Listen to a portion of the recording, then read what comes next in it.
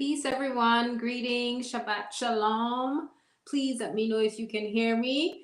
I do thank you for being patient with me. You know how things go in the last minute.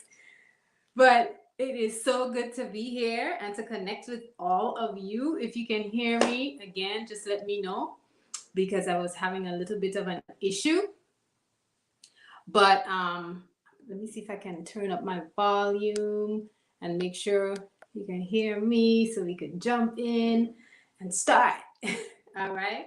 So I see everyone in the chat. Greetings, Ipaco Bahamas. Peace. Brother Antonio, Sister Kashia. Greetings and peace. Welcome. Thank you, Chief Yuya, for being here, being in the space. Safta Gertrude, Shanda Joy, Sister Aquia, top tier speakers. All right. And I think I see our Randy. Peace. Welcome. All right. So it's always exciting to prepare to share Sabbath with you all, especially when we have these beautiful readings and we have discussion and build and we have dialogue together. So I want to open up the space briefly and quickly and just, give thanks. We've been waiting here a minute for 10 minutes. Yes, that's right. I do apologize. 10 minutes of waiting. I appreciate your patience. Please forgive me. Please forgive me.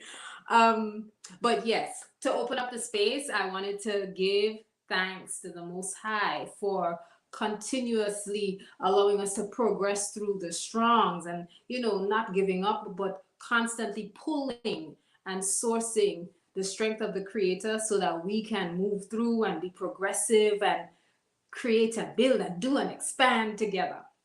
All right. And I thank Chief Yuya for creating this space for us to build and grow together. I appreciate you all for always being here and being present and sharing space with us. So, in like fashion, I'm going to recite the preface, and this is, an excerpt, a condensed excerpt from the Annuity Foundations. This book is not to be read only once. Read the words of this book of knowledge and wisdom out loud. Discuss the convictions of this work with your new brothers and sisters. Share this information with your people. The publication should be read daily. Every line in this book can be taken out of context and studied on the strength of its own potential. The truth is to be deliberated. Let's deliberate. So, if you have been following along with our SHEMA Anu, you would know that we have been discussing family for a while, and we have been in family structures as well too for a while. We only have 2 additional paragraphs left to discuss family structure. So pretty soon we'll be moving on to economics, right? But today's focus is about Anu kin, all right, and the protocols around Anu kin. Anu family expectations, to be exact. So I will read the paragraph. Anu kin should eat healthy foods, drink healthy water, have wholesome fellowships, righteous friendships, and peaceful gatherings. Families are better preserved by the strongholds of like-minded people they frame themselves with. Families should fellowship with other families. There is a sympathetic link that members can provide to one another and to other distant Anu members who have their own families. So, as I read through this, I always like to pause and think about, who is being addressed, right? I mean, when we read the Anu way, we know we're addressing Anu people, right? And Anu kin or kinfolk. But there's a reason why this particular section actually begins with Anu kin.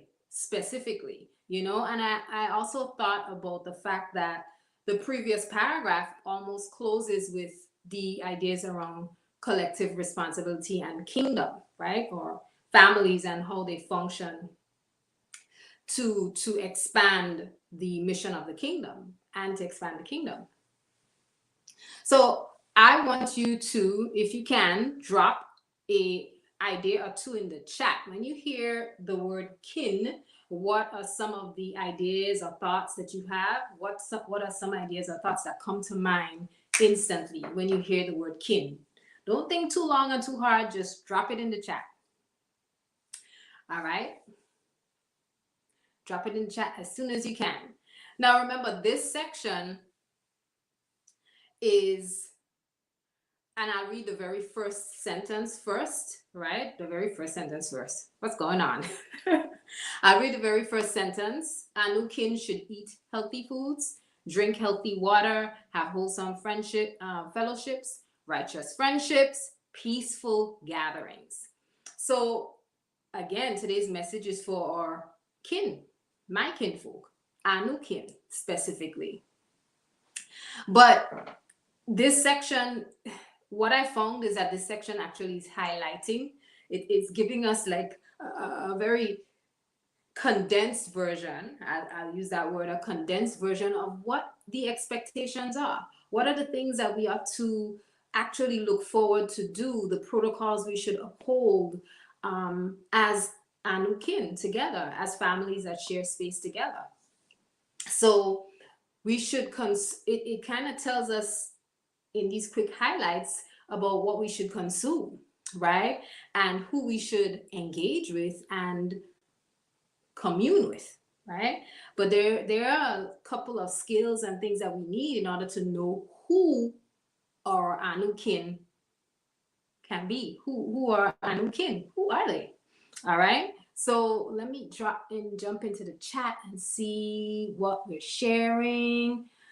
All right, top tier speaker says family head. Good. Shamda Joy says children, blood. Supreme, Sister Kashia says supreme alphabet, K for kingdom. All right. And Stacy Duke says family. Greetings, Stacy Duke. Akuya says kingdom. Safta Gertrude says brothers and sisters. Airlines. I like that one. I like that one. Zach says I would use that word with anyone that I was cool with at one point. Right. I like that. At one point. Until you buck up. We would say you buck up. Until you buck up truth. And when you realize that there's a difference between who you're cool with and who your community is, your allies, who your real kin is, you begin to move gingerly or walk gingerly with using that term, or use it sparingly, right? But as I was reading this section, I was like, I can't just glaze over the word kin, right? We can't just skip over kin. It's crucial. I think it's a big part of the message. It's actually telling us who is being spoken to. All right. So kin is not just kin. I think I said it over and over. It's actually Anu kin. And if I'm moving out of the scope of the camera, just let me know, because there's something happening with my camera. Something, when I move to the left, I feel like I can't see my face. So just let me know. Let me know in the chat, please. That would be helpful. Pardon, sorry, that was a mistake. Paco Bahama says not all skin is kin. This is true. Yes, Chief Yuya says that all the time.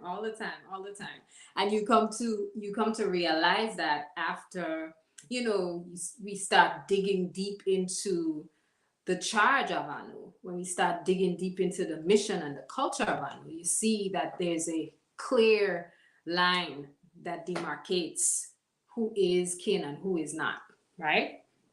So the statement kin actually connects the previous paragraph. I think I said that before, and I wanted to keep hitting on that because I found that it was connected.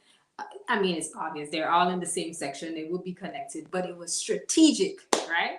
So this speaks to when we hear kingdom, right? Because the previous paragraph, as I said before, speaks to families pursuing the increase of the great kingdom. And the very next sentence says, a new kin must do this, they must do that. So this speaks to a sphere of control. When we hear kingdom, it's about a sphere of control. And as many of you said, kin sits inside of kingdom. So when you hear kin, you think kingdom. Some said brothers and sisters, that's family, that's lineage, right?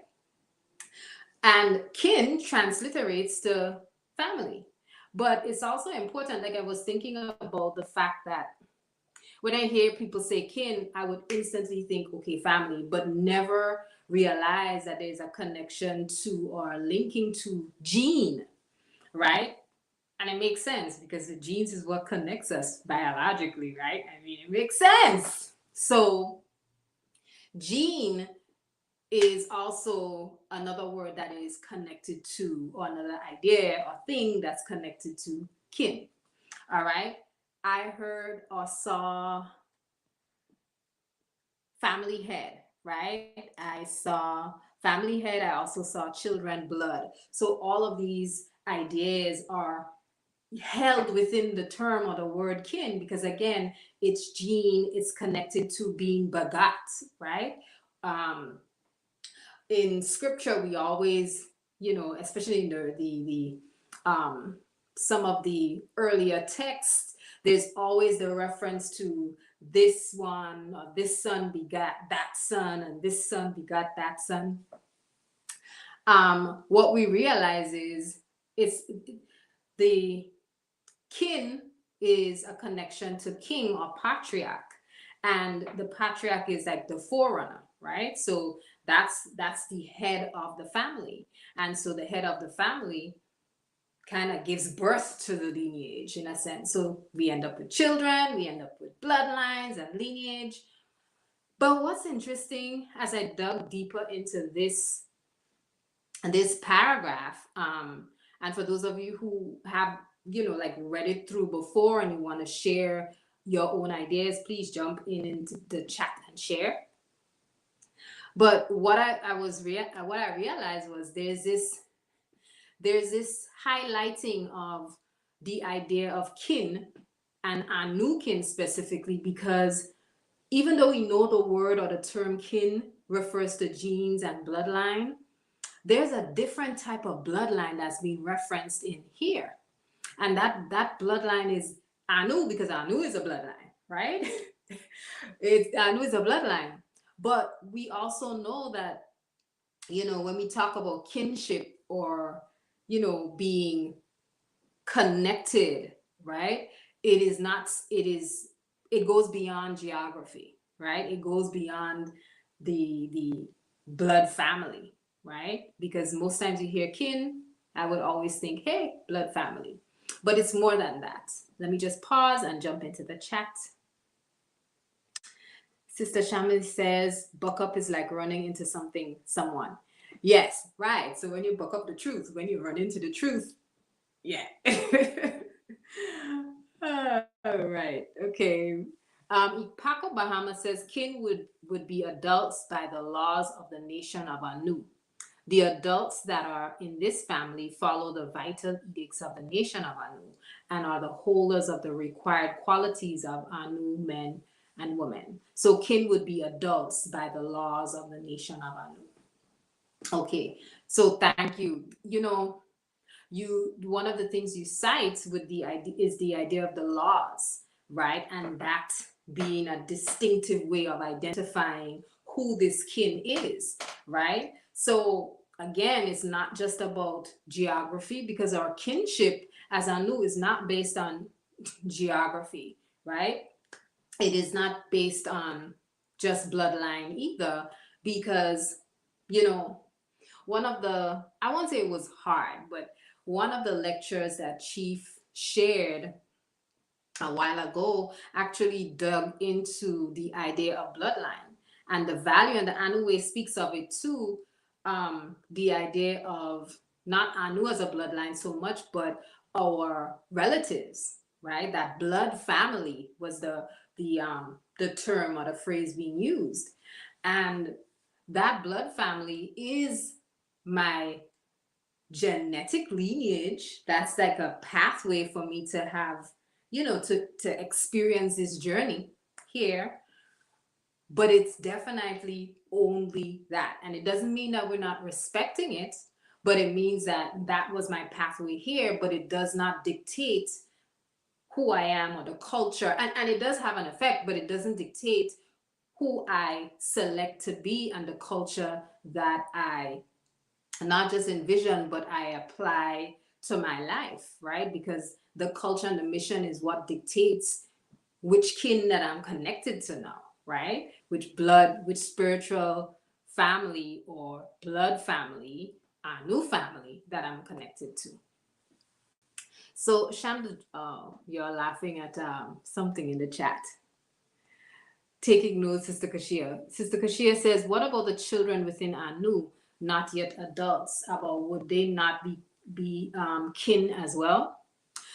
So kin, we define, it's interesting because, okay, let me read what Ipako Bahama says. Children included Anu youth. Then the family is truly starting. I couldn't type any more words. Okay, children will include Anu youth.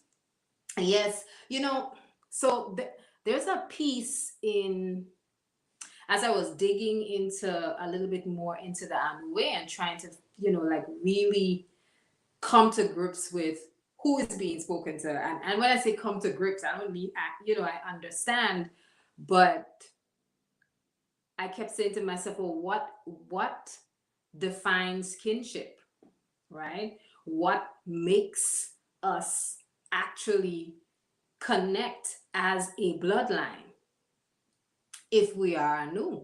And so it is the culture and the mission. All right. And I'll read a piece from Kinship. We do not claim kinship with anyone based solely on geographical commonality, genotype, or phenotypic traits. We identify that we are all indicators of an energetic phenomenon called life. All right. And we define our kinship as Anu as a conscious rebirthing into Anu culture and Anu mission and devotion to Anu culture and Anu mission. So that helps to underscore why the phrase at the beginning was Anu kin. So we know specifically, in order to identify as Anu, these are the things that we must be exhibiting. These are the things that we must be exuding, right? I guess it's the drip. It's the drip. It's the drip. So I have a quick question. Thank you, Ipako Bahamas, for clarifying that. I have a question. I'm going to jump in. Let me see if I can switch over.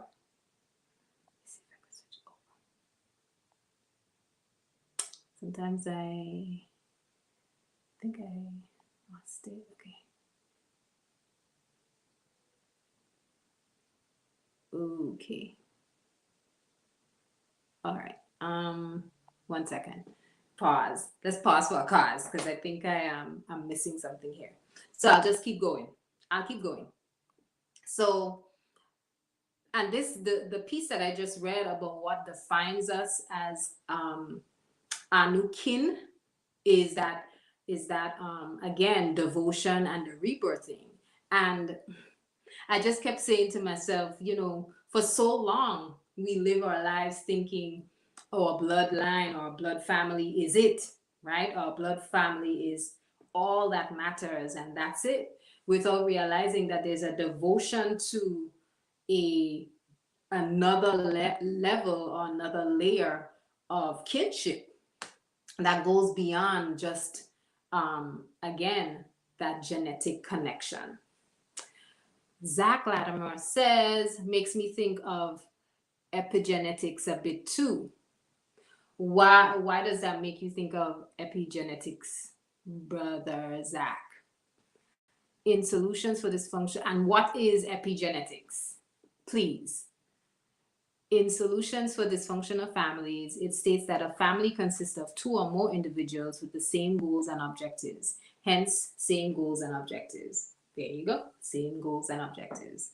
Same goals and objectives. Our new culture, our new mission. What else is there to say? Our new culture, honest. Yes, I used to, oh my gosh, there's this, okay, I won't introduce it, but there's this band I used to listen to. Bruce is his name, and he talks about epigenetics, but I haven't listened to it in so long. Shaking. Who's shaking, Ema Precious? Where is Ema? Right. Yes, Ema Precious. Don't shake. Come on in. Join the live stream. Join the live stream. We'll come back to it. Shamda Joy says, for any family to begin, it must go beyond blood relations. Yes. Ipako Bahama says, in our Anu studies, we learned that we are Hebrew. Hebrew means to cross over or leave your old ways, make a choice to align with Yah and His will. As a new family, like Abraham, we leave the land of our forefathers. We leave that world behind, right? We leave that secular world behind. And it's interesting you bring that point up because it reminds me of, the paragraph that Brother Antonio actually broke down last strong, because it makes reference to the strongholds of the world, right? Or the secular world. And this paragraph actually speaks about strongholds, but it speaks about strongholds that help to define families that we align with, right? And new families, of course, that we align with. So, I have a question around strongholds for a little bit later on, right? But let's plow through this. I see some more in the chat, so let me jump in. Harlem shaking. Okay. Affecting the gene activity of one's environment and people, people they hang around. I see.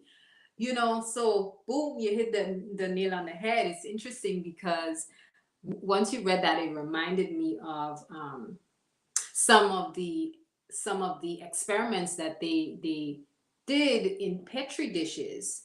And when they put cells in separate petri dishes and they place them in varying environments, they realized that the environment actually affected, I'm saying the same thing you're just saying, but the environment actually dictated how the cells grew, whether the cells were stronger, whether they grew mutations. So it's interesting that you're bringing that up, because this is exactly, I think this what your point is aligning with this, and it really speaks to not just the what are you eating, what are you drinking, but there are other parts to that too. It's the who are you aligning with, right? Who are we aligning with, right? Who are we forming friendships with? Righteous friendships, right? Because sometimes the friendships we create or we invest in are only friendships that we invest in, or fellowship that we invest in, because it helps to establish or reestablish some of the old emotional trauma that we had, especially old trauma from our blood relatives, right? Our blood family, who we call our relatives. So, it just seems like there's like a level of not just knowing the physical food that you should consume and the type of water, but it's a level of discernment and discretion that we need in order to begin to align with each other. And that aligning is very important. Thank you for bringing that point up, Brother Zach. Top tier speaker says, aren't the families still connected by blood through the children, Sister Shamanique? Did Sister Shamanique say something? I think I missed it from above. Let me go back. For any family to begin, it must go beyond blood relations. Okay, so Sister Shamanique, can you share a little bit more about your statement? For any family to begin, it must go beyond blood relations. And top tier speakers is asking, aren't the families still connected by blood through the grandchildren? All right, I'll let you all go back and forth with that, and keep building in the chat. So the other thing that I wanted to shift to is, so we talked about kinship, and the importance of kinship. And, it's important in order to function in our role, we have to live a separate life, or a life set apart. That's crucial. That's important. And that includes eating healthy. So when I read eating healthy, I was like, I'm not here coming on here and rattle down a bunch of foods, but a couple questions. Are we preparing our own meals, right? I think that's directly connected to eating healthy foods, because then I know and can dictate what is in the food. I can identify what's in the food if I'm making it or if it's prepared in house, right? So that's one of the questions I asked, right? And I'm going to ask you, who is preparing your meals right now? What foods are you consuming? That's another question when it comes to eating healthy, because now we have to start to assess, am I eating food, or am I just eating something that's processed, right? And I think that goes back to the point that Brother Zach was making, the point that the environment kind of dictates what happens to an organism, right? Right? The environment actually affects how we grow, how we function, or if there is dysfunction. All right. And our temple, our body temple, is an environment in itself, right? So I definitely think that what we put in it is going to affect us, right? The other question I had was, are we consuming foods based on the Levitical laws given to us? Do we even know what those Levitical laws are, right? Because I think these are the truths that help us to identify if we're falling in line with the eating healthy or eating healthy foods. Drinking healthy water, are we drinking water at all? That's something that came to mind. I was like, well, sometimes I skip out on that too, right? The whole idea of drinking and drinking consistently. And the other thing is, are we drinking clean water? Are we, and are we drinking regular water, or are we just obsessed with, I know sometimes we get obsessed with, what you might call it, alkaline water, this type of water, that type of water. Are you just drinking spring water at all? Right? And allowing for your body to be hydrated, and allowing for your body to, if it's hydrated, then our system can flush and we can get rid of toxins much faster, much easier. All right. There's just so much, I think, that's connected. And the idea of epigenetics, you just kind of took me back to, some of those other ideas around how people manipulate, right? Not people, I'm saying people, but how our environment can be manipulated, and how we function, how we think, the things that we desire, all those things can be affected by what we eat or what's in our environment, right? I'm gonna jump back into the chat. I didn't want to jump into the chat too early. It's 7:06 already. Wow. MGC Randy says, mindless consumption is common in secular society. McDonald's flashing on your TV every 10 minutes. Right.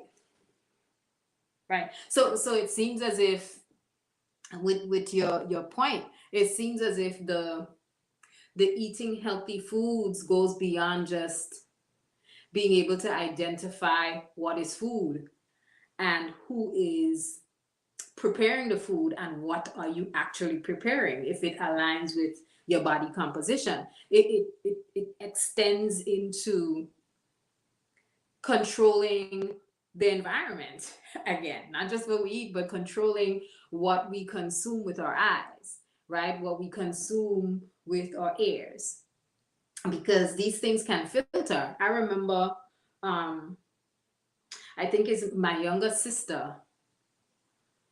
It wasn't my cousin.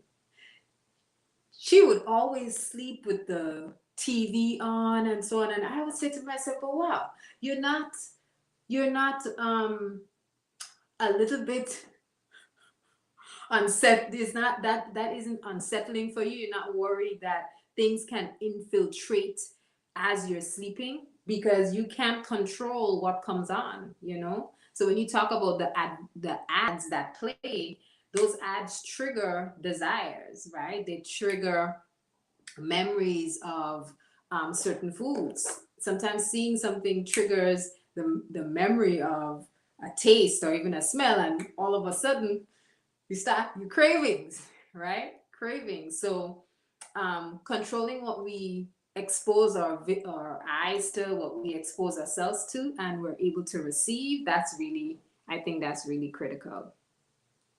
I think so.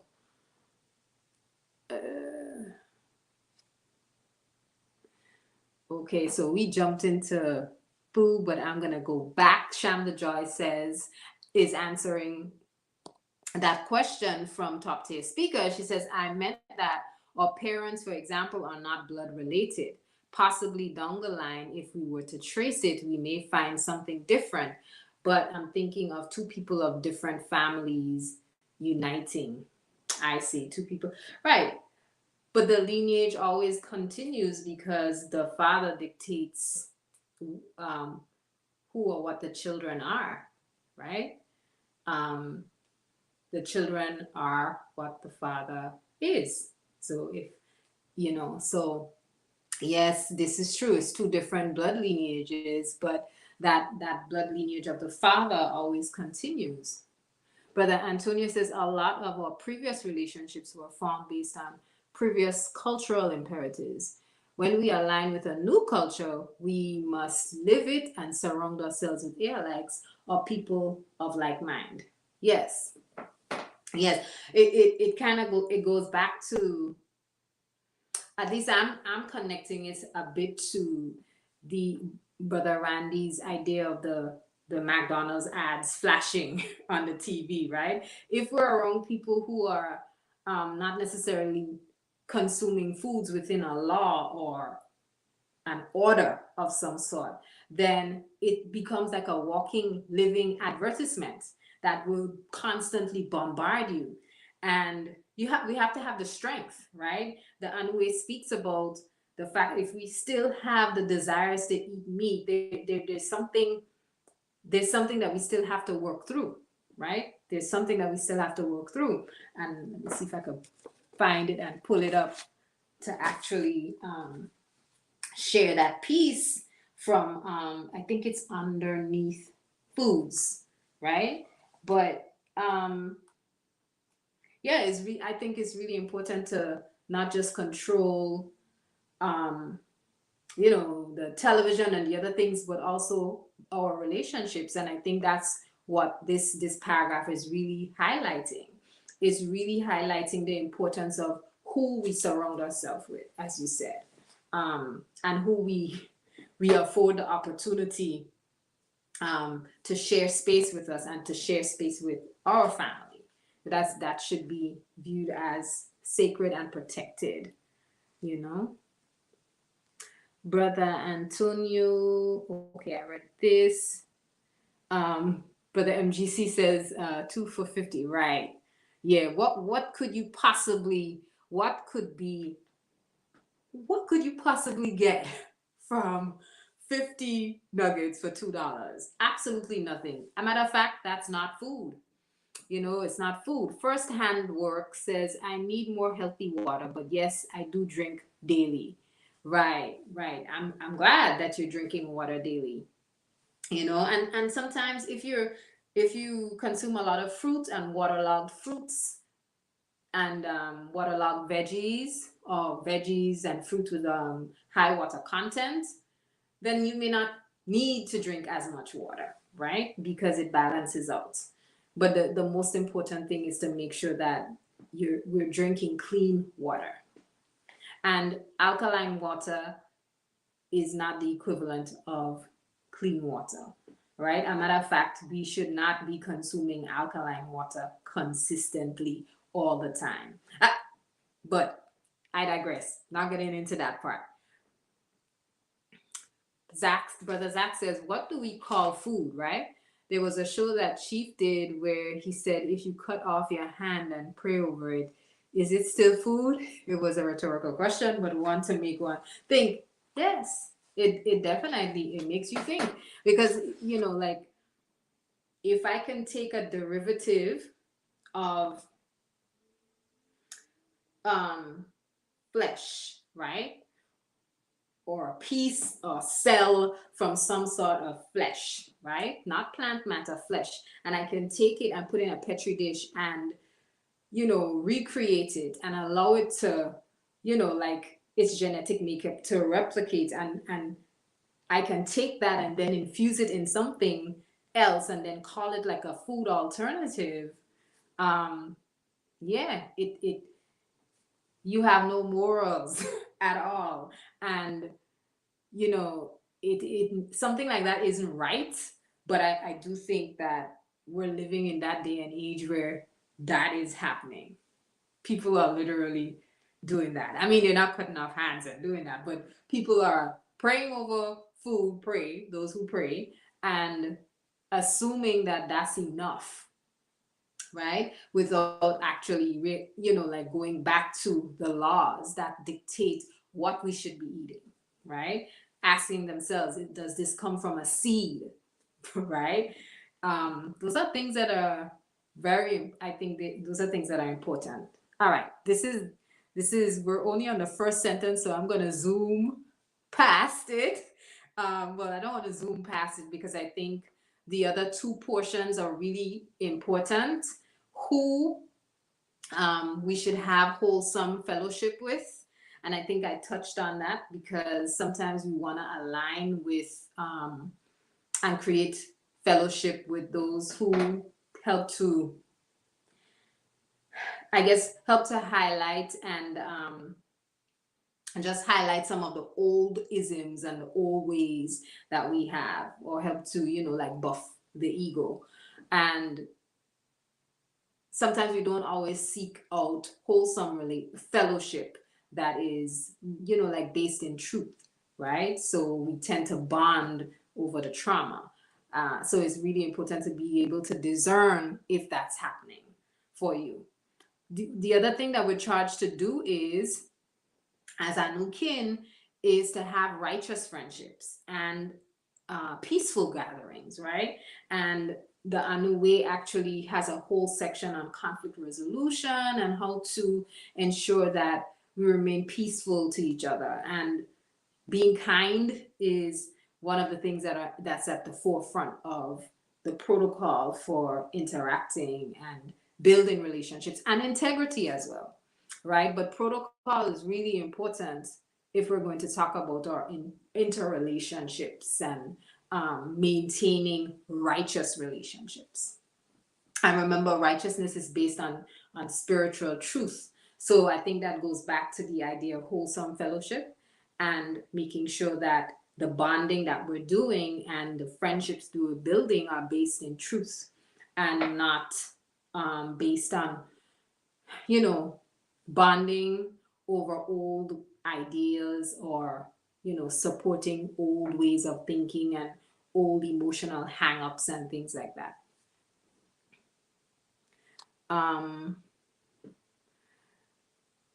In alignment with praying over soul food for nourishment. Yes, true. Sister Kuya says, sometimes what we eat calls for us to consume more water, which speaks to how we eat as well. Take the salt out. Right. Listen, salt will make you faint on the spot. You can feel it. You're going to know. Those somatic cravings are dangerous. Oh my goodness, the somatic experiences. Ooh, they have a purpose. But they'll do us in. They'll do us in. Sister Chamonique says, willfully I'm making sense in my top tier. Okay, I agree with you about the grandchildren though. Okay, I see, I see. Isn't bloodline also a culture and not solely actual blood? Bloodline, it is a culture, you know. Anu is a bloodline. And it is, you know, as I said before, the idea of kinship um, is not just genetic. It is not just, you know, it is that imperial celestial bond, that connection. It goes beyond location, it goes beyond genes, it goes beyond phenotype, skin color, all of that. It is, if you're aligning with this culture and you're living it and your actions are not representation, but your actions are a manifestation of that, of the culture of Anu and the mission of Anu, then this is what it is saying. This is Anu kin. Because I'll go back to that piece from the Anu way that tells us how to define kinship. We define our kinship based on our conscious rebirthing into and devoted work into a new culture and mission. So that definitely, you know, like that definitely underscores that difference between just, you know, that bloodline that's just based on blood family. It's clear that there's a difference. And I, you know, when we talk about blood, I think about the fact that blood contains life force in it, you know. So then the question now becomes, what life force? You know, at least that's a question I have. What life force? What life force? Okay. Let me not let the chat get away with me. I think it is. Oh my goodness. All right. Top tier says $2 for 50 nuggets. Yep. Listen, it's so wrong. And it's so wrong. And people think they're getting a bargain, top tier speakers and MGC. They think they're getting a bargain and they don't know, you know, like, no, somebody is they're trying to augment your internal environment and cause you to become a junkie, a food junkie. Sister Kashia says, try removing the TV from your bedroom, Ima. Have a designated space outside the place of rest, away from all that radio waves and such. Oh, somebody was having a problem sleeping. Oh, you sleep with the TV on sometimes? No. I think I'm going back because I mentioned this before. I always think about how, you know, all of those external things affect us, especially when you begin to sleep and you get into REM sleep and you start even, I, yeah, I can't sit and break it down, but I know for sure that if my subconscious can be programmed, I do not want it to be programmed by the television. Ever. You know, ever. Ipaco Bahama says, oh, I think I skipped first-hand work. What you eat at the table with and lay your head down with. Two things you can't do with everybody, but I'd consider you kin. If so, who encourage and supports you on your path? Yeah, kin is connected to those who encourage, in that it is toward the end of our discussion this evening, there is a section from this reading that speaks about a sympathetic link between members, but it's not just that, right? It's not just that encouragement. I'm going to say it. It's not just that, but it is, are you aligning? Are you both aligning with the culture and the mission? That is one culture and mission. Not, I'm supporting you on your thing over there, and you know, I have my own culture over here, and yet that is not what we are saying is our new kin. Paco Bahama says the highlight of food and its quality also speaks to the development of quality bonding relationships with other Anu families and truly getting to know them. We eat together to know each other. Yes. Yep. Yep. I definitely, I've heard that so many times. You know, when you break bread with someone, right? Like that's when you officially say, hmm. You know, like there's a connection when you break bread, right? So I definitely see how that highlights the development. You know, you think about food and how food helps to sustain the physical body to some degree, right? So, you know, the idea of sharing in that, it also helps to, you know, that connection and that bond, that connecting force that develops over time is definitely, you know, like that's how we strengthen our connection with each other. It's that the sharing in those experiences. Sorry.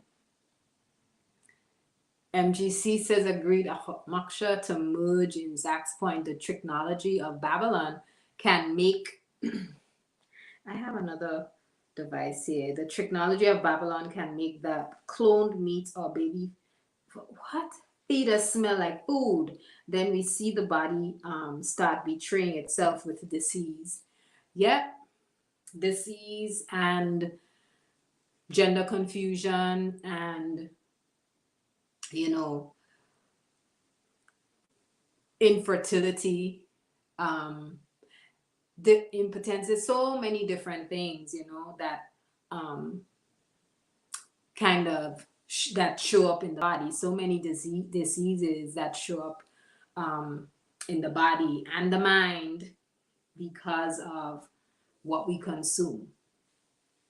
Ima Precious says wholesome could denote healthy and moral, yes, but the whole in wholesome causes me to think about well rounded, honest relationships, which can only happen when living among alikes. This is true. This is true. This is true because you know you develop a level of discernment, right? And to discern is like to be able to see the truth of a thing, right? And you know, if we're talking about developing those wholesome relationships, and then it means that those fellowships and the relationships and friendships, they must be based in truth, right? They must be based on and in truth in order for them to work. Well, not work, but for them to be valuable, you know, because you know, I think Imani from the 14 keys, Imani actually speaks to the value of like those shared bonds, right? And developing faith with each other and how important that is. So how important that is. And you know that communing is also important too, that spiritual communing. And all of these things happen when we engage and begin to develop those relationships and you know develop fellowship with each other, develop and fellowship with each other.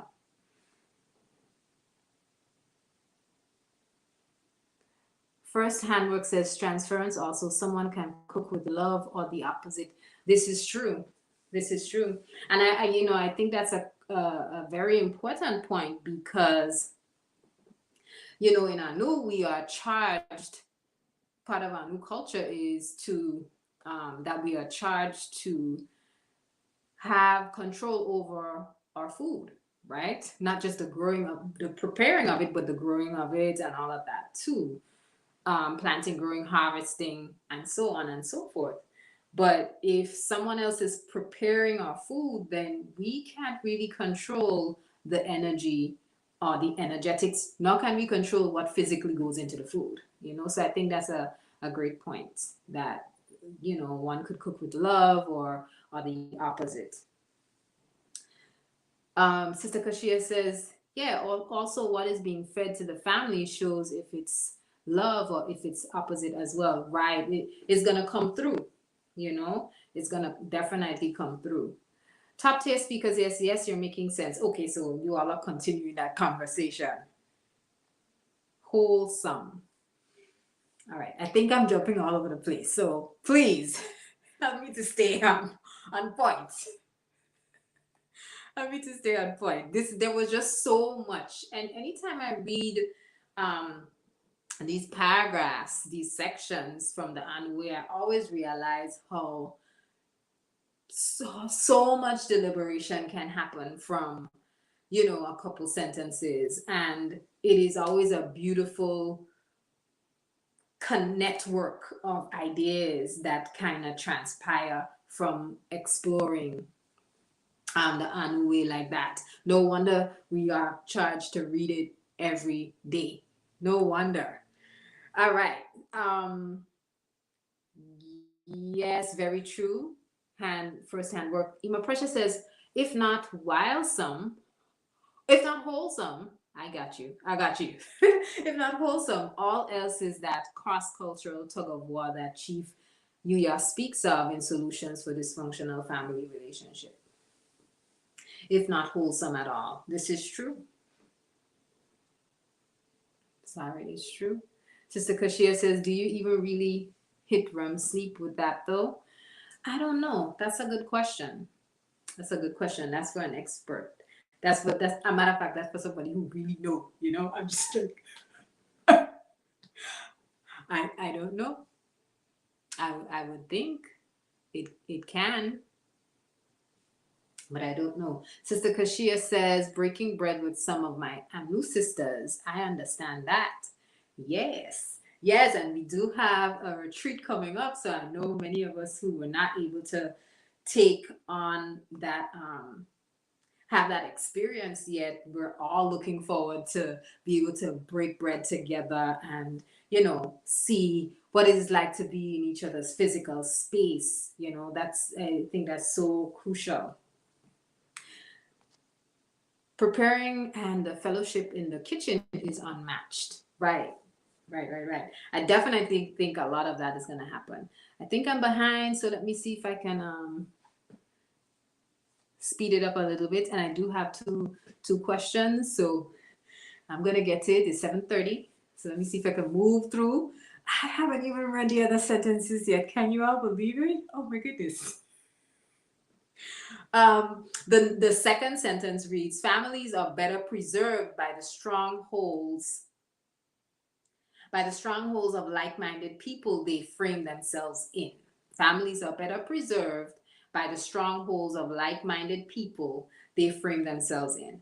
What are these strongholds, right? It's almost like it brings us back to the idea of epigenetics and the environment. What are these strongholds of like-minded people, right? Just drop your ideas in the chat as soon as you can, you know, like as soon as you come up with an idea or two about what these strongholds are. Because again, remember the previous paragraphs makes reference to strongholds of the, let me grab it. Strongholds of the other cultures, right? I'm gonna get it for you and read it. Strongholds, secular strongholds. Families should withdraw themselves from secular strongholds. So the previous paragraph is saying, pull yourself away from the worldly, the secular. And this paragraph is saying, you know,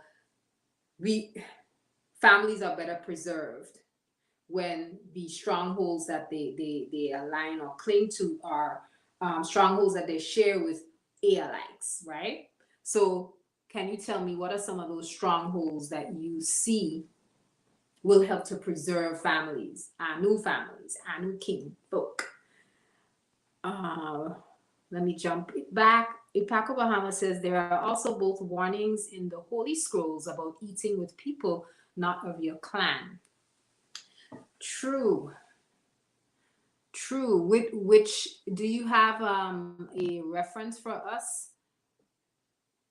Baba Cruz, Ipako Bahamas. If you have one, that would be great, then we could I could actually type it into the chat. But that's a really good point. It is one of those laws. He also says there's also admonition to eat with delight with fellow followers. Fellow, all right.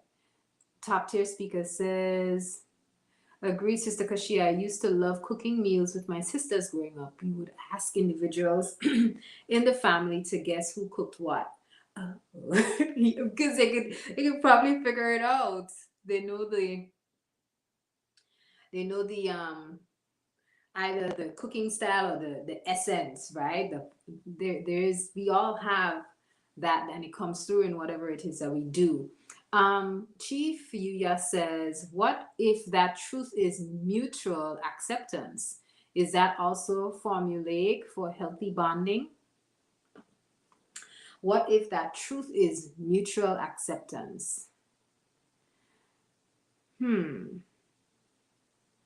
Well, it would depend if the mutual acceptance is based, and let me know if I'm answering this right. And I'm guessing this is for everyone else in the chat too. So put your answer in the chat. But I think if the truth is mutual acceptance, but it's not truth if it's just based on like what we think our reality is, right? Especially if it's we're talking about mutual acceptance with two people who are bonding over trauma, right? So if we reach a conclusion and we decide, okay, well, there's that bonding, and we're gonna call it our truth. And let me know if I'm straying, but we're gonna call this thing our truth. Then it's not truth. Then it's not truth. And then it is not healthy bonding, because if we're bonding, for it to be healthy, it has to be based on truth. And sometimes I think we take facts, or sometimes we take our perception of the reality that we experience in, and we wrap it up in the word truth, and we say, hey, this is my truth. So I'm not sure if I'm on point with that one, maybe not, but or maybe I didn't understand the question. And I haven't done this yet, so let me throw up that question on here. And please, I feel like I'm getting lower and lower, so or maybe it's just me and not the computer.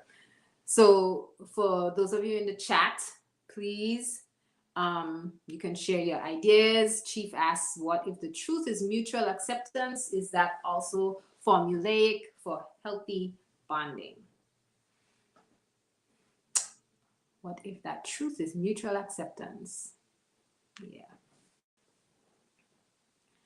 But Antonia says, I've worked in a kitchen before. Most of the food that left that kitchen was covered with gossip and ooh, let's listen. I have worked in the same environment too, and this is very true. Very true. You wonder what is the energy that the person is consuming. Sister Kashia says, Ima, top tiers for my relatives as well. This is where you can learn and teach, whether it is fruitful or destructive. Right. I agree, Ima Kuya.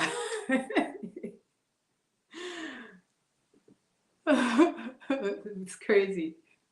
Okay, Ipaco Bahama says, that was 5 minutes ago. We are told to govern our meals and its preposition with joy. The Holy Scrolls tell us not to allow outsiders to eat the foods of our home. We are encouraged to come together during Shabbat as family. Yes, and I definitely think this is what is being asked of us here, right? This is what we're being told, this idea of families fellowshipping with other families. I think we have to connect to correct community, right? Community where there's moral standards and codes and all of that, that, you know, and it doesn't become, oh my gosh, we have these laws we have to follow, but it is a delightful obedience, right? It is a delightful understanding that this is our culture, you know, and this is a moral code, and those protocols are in place to allow for us to bond from a place of integrity, from a place of truth.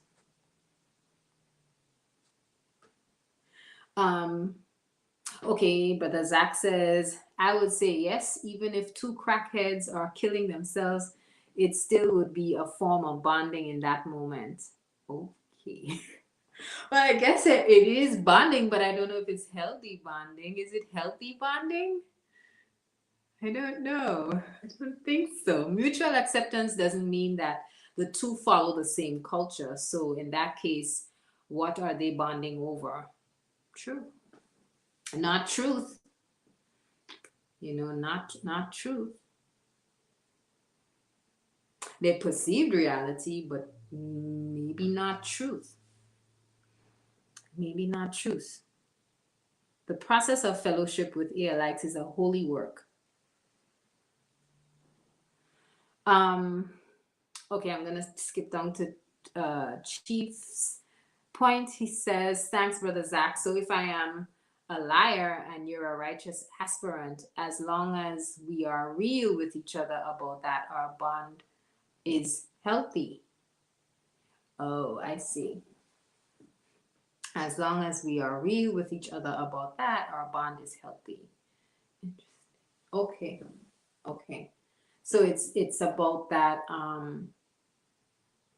I see. So I see. I see. I see. I see. I see. So it goes back to that mutual, that idea of that mutual. Oh gosh, I have to go back to the question. I forgot the phrasing. It was I went back too far now. Mutual acceptance. Mutual acceptance. All right. Greetings. I think we have Peace, Nile Waves. Greetings and welcome. All right. Ima Pressure says, I'd imagine strongholds could be the core values. Oops. The core values, standards. Oops. Sorry. The core values, standards, and cultural imperatives, as Aki Antonio spoke on above. And a few that we value includes family, patriarchy, and biblical law. Okay, so those are our strongholds. Those are our strongholds. Patriarchy, family, biblical law. Thank you for sharing that.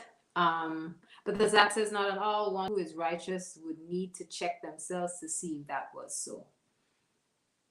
I'll keep moving. But Antonio is going to answer Chi's question. Facts are based on mutual acceptance. Truth sits at the center of the illusions people may choose to accept or rally behind. So many pedophiles bond over mutual acceptance. Okay, so she says, so if I have that one foul friend, but that's,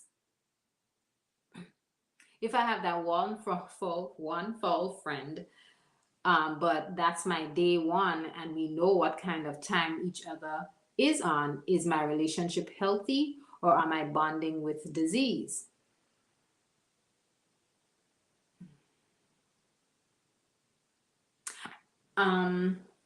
No, I wouldn't. I would say I mean, you know each other, you know what kind of time each other is on, but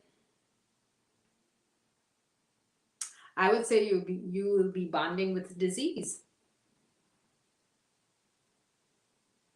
I would say you will be bonding with disease. It is not a healthy relationship. It's not a healthy relationship because, again, the idea here is that there's kinship, you know, and maybe I'm hitting on the wrong thing, but I'm going back to the idea of kinship. And the question about strongholds actually speaks to what are we bonding, not bonding, but what are we aligning with? And so if we're both aligning with a cultural imperative and a mission that's the same, then that mission dictates that there are certain things we do and certain things we don't do. So but this is it's also part of, as I'm reading the question, I give my answer and I'll stick to it. But I also think about the fact that we when we build up faith in each other, it's because we're basing it on what we know of the other person within our community. So maybe this is, when this is the kind of person they are, then there's an I guess that's where the mutual acceptance is. But I still hold that I think it's bonding with disease, because you're still choosing to accept something about the person that you know is wrong or ill. And I think we're supposed to judge. But Antonia says that mutual acceptance doesn't make it healthy or true.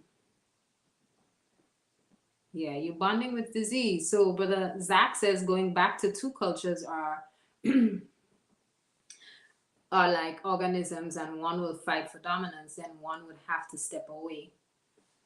Yeah, because I definitely think it goes back to the idea of the petri dish, the cells growing in the petri dish, a little bit of the epigenetics, where it's the environment can taint or affect the way that cell grows. So I definitely think if we're talking about kinship, we're talking about alikes, and that can't include those who don't function off of the same protocols, off of the same culture.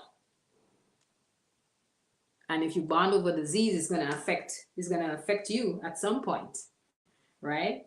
I definitely think so. I have to remember to keep looking into the camera.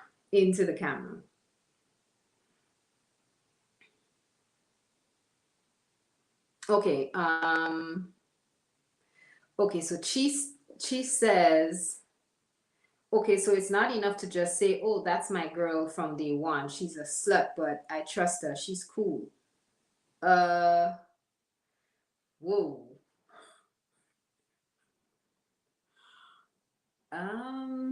No. No. I mean, if we're talking about kinship and we're talking about identifying with family, then no. Then no. Um, Precious says, I'd say yes, mutual acceptance could lead to that formula for bonding or not bonding. When we accept that our values align and we can climb this chain in oneness, otherwise, no. If I have a keen business mind and stay focused on industry, will I ever be successful if I maintain friendships with another who is deliberately ignorant of how they can think and grow rich?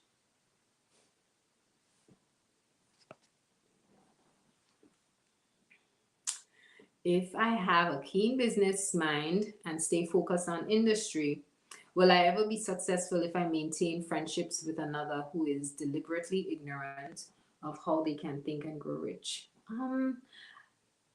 I would definitely say you are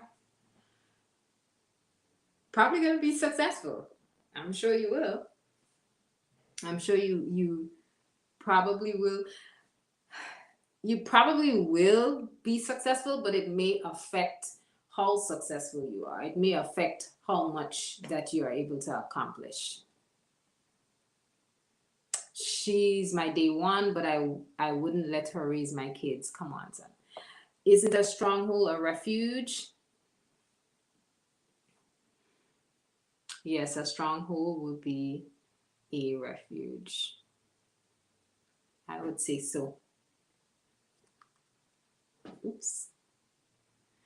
Brother Zach says, as the saying goes, show me your friends and I'll show you your future. You're the people that you hang around. right? So if you're not looking into the if you're not looking into the camera, looking at yourself, you're so vain. I bet you think this song is what? Oh my goodness. I'm looking sometimes at the camera, sometimes at the screen, but mostly at the chat. Oh my gosh. Oh my goodness. Yes, Chief, you run into a stronghold to preserve yourself. Right. That a refuge, a place of refuge. Um, Shelter. This is true. So now I see, because I didn't see that before. I didn't see a physical thing. And I mean, it doesn't have to be physical, right? Because in this case, um, I'll go back to some of the points Emma Precious made. She was reiterating Brother Antonio's previous points around things like ideas and cultural ideals such as patriarchy and family. Everybody's laughing now. Oh my goodness. All right. I don't know who's online, but yeah, okay. Security. I think so. Maybe, maybe not. I don't know. I don't know. All right. So I'll move on. The piece that we were talking about was strongholds of like-minded people, and I didn't hear much responses. I didn't see or hear much responses in the chat about what you think were strongholds of like of or for like-minded people. But it made me think of the declarations of truth within the Anu and the ideas around, or the cultural ideas around um, who we are and our hierarchy, and just those protocols about how, as to how we function, and I think it kind of goes back to, it makes me think about or connect to the question Chief asked about that mutual acceptance. Um, Ima Precious says, second answer, no, you may not be as successful as possible. Sharing space with those who choose ignorance will hinder and drain you, which would also stifle your creativity and potential to earn. That's right. And so you distance yourself. You distance yourself completely. Paco, that's that separation. That's that living a life that's like set apart. Um, but also again, it goes back to the idea that these likes, the kin, we're creating those bonds and building righteous, wholesome fellowship and righteous relationships. And like in doing so, because we share the same culture, it's what they say, iron sharpen iron. Okay, Chief. Paco Bahama says, wanted to get all of the scripture references.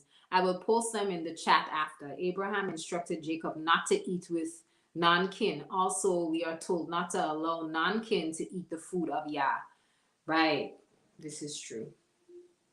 This is true. I would appreciate those references, and that you said you would add, Brother Bahamas. Chief says, so if my friends are bums, but I'm all about reaching the pinnacle of my potential, somehow I will still reach that potential. What would I maintain? Why would I maintain an opposing forced friendship?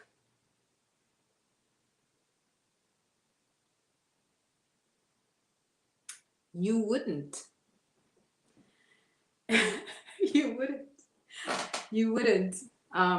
Again, there would be a need to separate. There would be a need to distance and separate. Right? Because I definitely think that there's that person's mentality and so on, that would affect you. There may be developing resentment. There's so many things that could affect um, that relationship or the interaction that actually happens. Yeah. I definitely think it could be detrimental. I definitely think it could be detrimental. And you wouldn't want to maintain that friendship. You wouldn't want to maintain it at all. Because it will always, it will probably always feel as if it's tug of war, right? And it probably would not even feed you, right? I think it goes back to the idea of having righteous friendships, right? Because righteousness is defined by the infill and living of spiritual truth.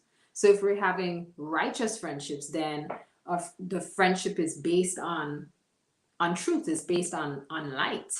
And yeah, that may be that person's way of living or being, but I think it definitely means that we all have to be walking in truth, right? Especially if we're going to develop friendships. So Ipako Bahama says the sacrificial food is sacred. Therefore, eating together as Anu is a sacred process. Zach says many people have fell off for not keeping the right people around them when keeping it real goes wrong. Yeah, it definitely, it is a drain. It definitely becomes a drain. Because you too might be, you will be pulled into some of the old ways, but I wonder too if in relationships such as those where ones or we do select to keep them around is because these people and their behaviors or mannerisms help to, I don't know, they help to reestablish some of the old ways, right? Those old emotional traumas that we want to hold on to. So keeping them around actually allows us to hold on to those pieces that we don't want to let go, right?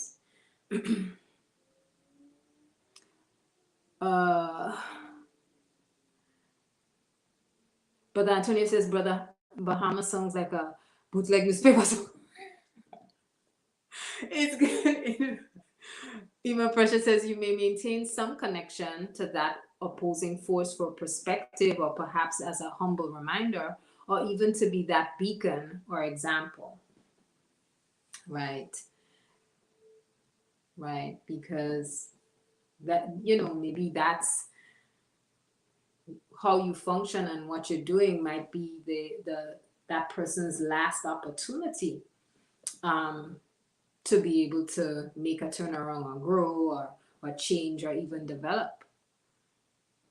Sham the Joy says definitely doesn't work. Sometimes those friendships are maintained to help those friends to reach their pinnacle potential.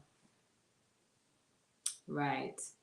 So they become like they're a vampire.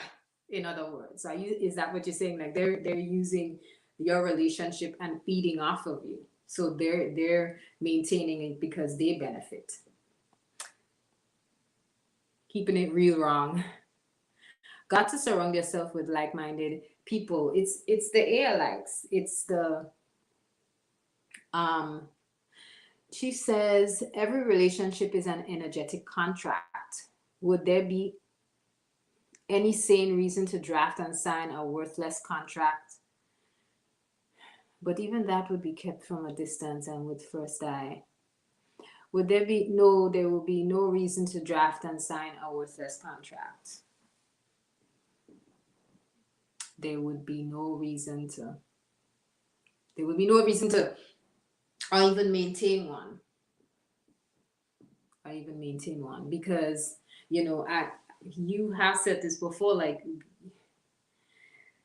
when you enter into a contract, you're signing and sealing something, right? You're signing and sealing and you're bonding to a certain degree with that that person, the energy, that type of mindset. So I definitely think it probably comes like what do they call it, ball and chain. It definitely becomes like a ball and chain to your ankle. Definitely, definitely. It will it and it makes me think of the example given earlier on in the annual way in if you have a room full of astrophysicists and then you have that one person, it kind of it really diminishes the level of the conversation, right? It diminishes the level of success and so on. That one person can disrupt what can actually, or what could potentially be. um Sorry about the space comments typing. So you're probably on your phone, maybe typing. It's 7:58. Oh my goodness. We over here and I'm just having like a chill chat, very relaxed. I feel really relaxed. I probably have energy's probably a little low today. I feel really relaxed. Brother Antonio says we envision positioning ourselves geographically in a way in which we can fellowship with one another without the interruption of any secular system alien to our own. Yes, I'm gonna put that up because I haven't been utilizing my point and display skills. All right, thank you for that. Ima Precious says there will be no reason to sign that contract. There would be none. Burn it. Burn it. I'm thinking of business contracts, and that would be no sane there would be, sorry, no sane reason to make a worthless contract. Oops. She says blacks stay broken because they are always contracting with broken forces. Stability breeds stability. Light detects light, and mind detects mind. Stability breeds stability. We spoke a little bit about that from one of our SHEMA reads a couple strongs ago. This is so true. This is so true. So I like and it's not about whether I like or not, but it really brings forward the purpose for this particular paragraph that speaks about the Anu family expectations. Because if we're talking about a refuge or stronghold, then you know there have to be common things that we all run to, look to, follow. There has to be something that we all follow, and that's that culture. The culture is the refuge, and like, correct me if I'm wrong. It's that's that stronghold. And if we're making contracts with the secular world, or with things that are unstable, or things that don't help to reinforce the culture or the mission uh, that we have and that we follow, then I think we're contracting with instability. Right? Brother Antonio says we foresee raising healthy, happy children who have a mating pool to choose from among their own kind, ilk, and pedigree. Right? And that's from the vision section of the Annuity. Thank you. Let me take this down. If Paco Bahama says, no, Chief, if the contract is worthless, it is taking up space that is waiting to be filled with more revelations of pure purpose. Very true. And people try to make one feel guilty when they decide to part ways. Sell out and all the other names that one can think of when one decides to walk away from the foolishness. Sam DeJoy also says, also those on the same level as you begin to question your decision making and sanity. Right. So that's why those wholesome fellowship is really important, and making sure that you have the discernment. Sister Precious, don't maintain a relationship with a savage just so you can be a beacon and an example. A lighthouse needn't make physical contact with um, um, almost ship to be a beacon, right? I see a lighthouse need not make physical contact um, with a ship to be a beacon for it. That distance, can will still help to maintain that light. That distance will still, well, the distance doesn't help to maintain the light, but that ship can function off of that beacon even if there's distance. Just shine from a distance. Thank you for the lighthouse example. Got it.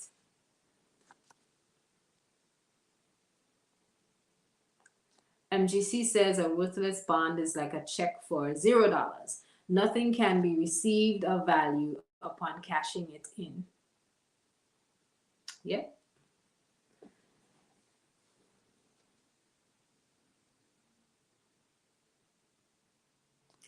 So Chief also adds, it is 8:03. I just want to acknowledge the time.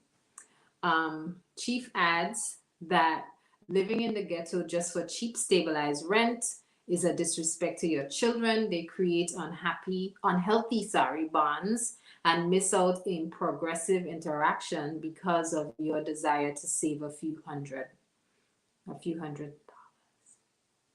Yes, this is true. This is true. This is true. And it goes back to the idea of the contract, right? It goes back to the idea of the contracting that we make. Oh, I did not know why I did that. I think it was just me realizing, oh my goodness, it's 8:00. What's it not? Now what? I don't want us to close though, because this is good. It's morphing. The conversation is morphing into, just all of the different extensions into this conversation around, preserving family and anu kin, like what that really means. I don't know why I said what the time was, but maybe it is time to close. But before I do have, there is the last piece. The last piece, or the last sentence, says there is a sympathetic link that members can provide to one another and to other distant Anu members who have their own families. So, and now sports.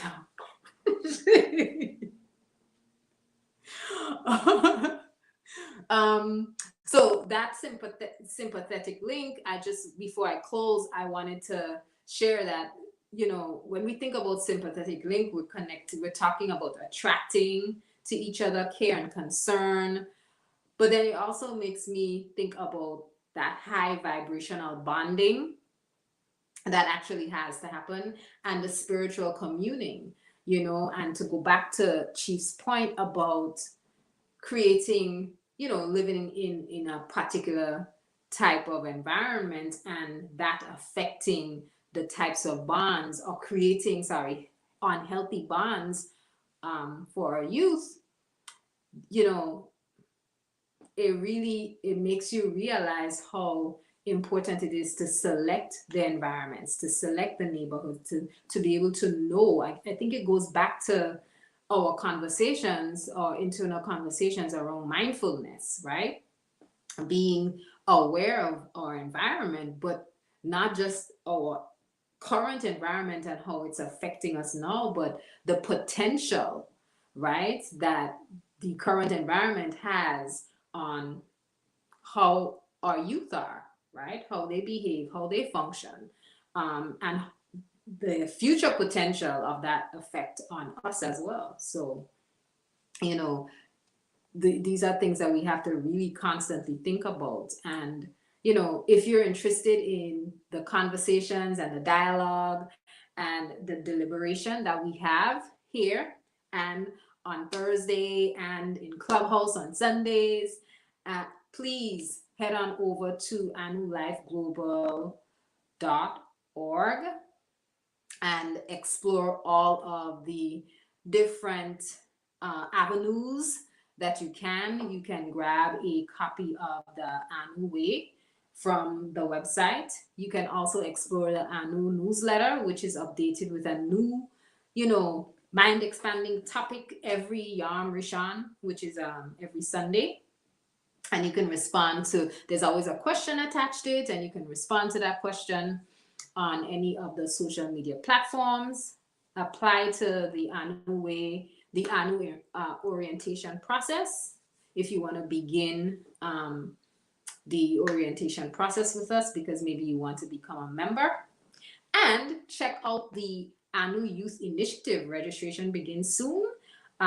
This will be free and informative. So again, head on over to annulifeglobal.org and explore the website. Grab yourself a copy of the book and come on back. All right. Every Friday at 6:30, we convene and we build. Shabbat Shalom, everyone. Thank you all. Y'all have me laughing and shaking my head about the cue music and no sports. Sister Kashia says, give thanks for joining and participating for first-hand work. Thank you. She says, particular type of environment. I said ghetto, sorry. Ghetto. I stand corrected. I apologize for taking it out. We don't have to protect that domestic health space. We didn't need that. I know. It feels so dirty saying it though. Every time whenever I say it, it feels so low. I don't know. I don't know, but yeah, it is from a space of protecting it. Top tier speaker says building family structure is important because we can build on the principles of man, woman, and children and extend that high science outward into the community, which we all link on. Yes. Give thanks. Give thanks, top tier speakers. Thank you for sharing your wisdom and your gems with us. Thank you, Chief Yuya, for sharing and putting us on the lighthouse example. That was very, very helpful. She says, what about those who are tired of talking and want to organize around Anu principles and build something physical? For those who want to build something physical, well, your first step would be to, head on over and register immediately. Start the orientation process and get yourself and your family into Anu. Get busy and build. Yes, Sister Shamanique says, let's build.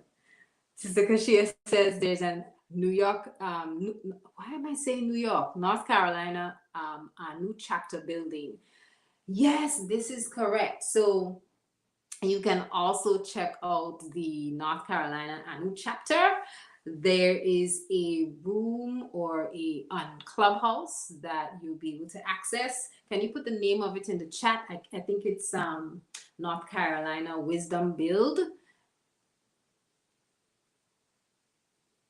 Ima Precious says, yes, physical buildings via Anu chapter is also coming soon, if not here at all already.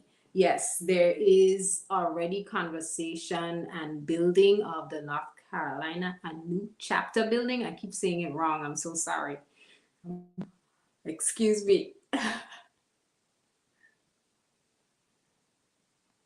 All right. Say it again, Kashia. She said it's North Carolina Anu chapter. Oh my goodness. Wisdom Build of North Carolina. Thank you very much. All right, so look for Wisdom Build of North Carolina for women who are looking to understand the culture of Anu.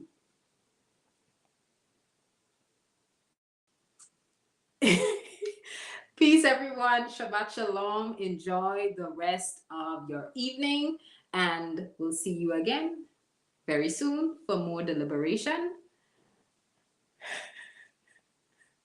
I think I said all of those things. Join our new, apply for sponsorship. Come on back. Peace, everyone. Enjoy your evening.